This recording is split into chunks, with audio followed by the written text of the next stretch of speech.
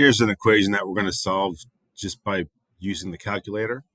And it's an actual log equation. And the beauty with the calculator is even if you didn't know what a ln means, it doesn't really matter. As long as you can find out on the calculator and it's an equation, you'll be able to do it. So we're going to do that. I'm going to type in, as usual, the left side of this equation, which was 100 ln. Now I'm looking for the ln, and I can see it right here on my calculator. So I'm going to press ln, and it's ln of x. You can see that ln gave me a parenthesis, so I do want to close it to tell the calculator I'm done with that. And then plus 3. I have to subtract this side, so I have it set equal to 0. In other words, just bring it over. So it's going to be minus 100, another ln, and then x plus 2, and that's all inside the parentheses. So just double check to make sure you've typed it in right, because if you don't, then everything's going to be screwed up, obviously. That looks good. I'm going to hit graph, and I'm waiting, and nothing's there. And if you look to the upper right of your screen, you'll see if it's still like graphing it, you'll see some activity up there, like usually little dots or some circle. But my graphing calculator is done. It's graphed the function. It's there somewhere. It's just not in my screen. So I'm going to have to zoom out here to see if I can see what's going on. So zoom 3 and then enter. There's the graph. So now I can see it looks like it's going to go through the x-axis somewhere over there on the right, but it's still not there. So I'm still not zoomed far out enough. So I'm going to zoom 3 out, enter again. And now it's so far out, I can't tell if it's crossed or not. So I'm going to show you 2 ways to handle this. The first way is I'm just going to take a shot. I'm going to calculate the 0, second calc 0, left bound, and I'm going to do it with my cursor. So left bound is here. Now I'm going to go all the way to the end, and hopefully it crosses. Whoa. This isn't the best way to do it. I'm going to show you a better way to do it, a couple better ways to do it. Enter, and then enter for a guess, and there it is, 65.671. We're good. We got lucky. Now, if it didn't cross, you would get an error message that says no sign change.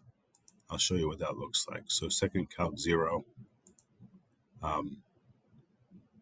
Whenever you're doing it,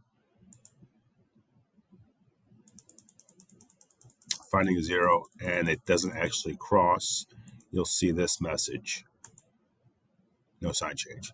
That means you have to adjust. So now let's do a more accurate way. So hit graph again. So 2 ways. Here's one way.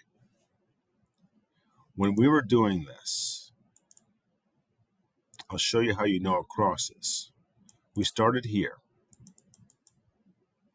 for our left bound and hit enter. Look at the y value here. The y value is negative 21. That's down here. If it starts out negative, when it crosses, it will turn positive. Just think about what the y value is. It's the up and down part of the graph.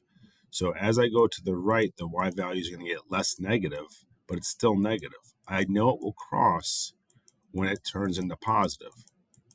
So I know it crossed. It's negative still there, but it's getting closer. Look at the y.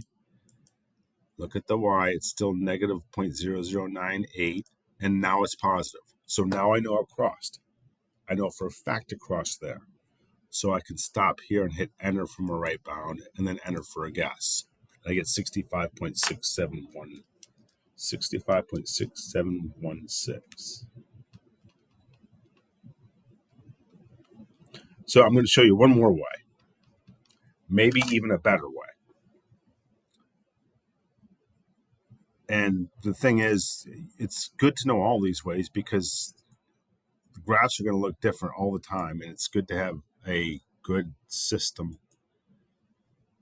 to do all of these. So I'm going to go back to the regular zoom, and I knew we know the graph gets really, really, really close to the um, x-axis, and it's hard to tell where it crosses. So you can play around with your windows. What I'm going to do is I'm going to shrink the vertical axis.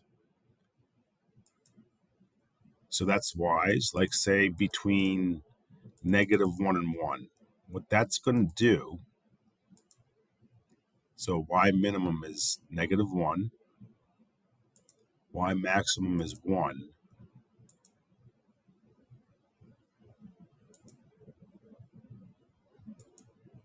That's now we have -1 and 1 here. We're going to be easy. It's going to be easy to tell where it crosses because it's going to be the scale is so wide there. You're going to see it actually cross through.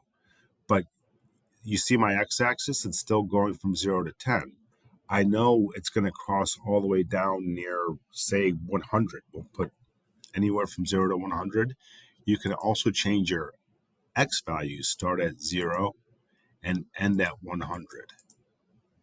So now that's going to rescale everything for me, but it's going to make it really, really easy to tell where this goes through. So my y axis went from -1 to 1. And now I have every number between 0 and 100 on the x-axis. And it's very, very obvious to see where it crosses. And because I know I'm from 0 to 100, I know this is around like a little bit between, I know that this is between 50 and 100 is the best way to put it. So I'll hit second calc 0, and then my left bound will be 50, 50 enter. My right bound will be 100, 100 enter, and enter for a guess, and it gives me the same value, 65.6716. That seems like it took a while because I was explaining it, but if you really got that and practice that, you can do that in a matter of seconds. So hopefully that helps finding zeros. It's easy to do. You just have to know these little calculator tricks, and that comes with practice. So practice.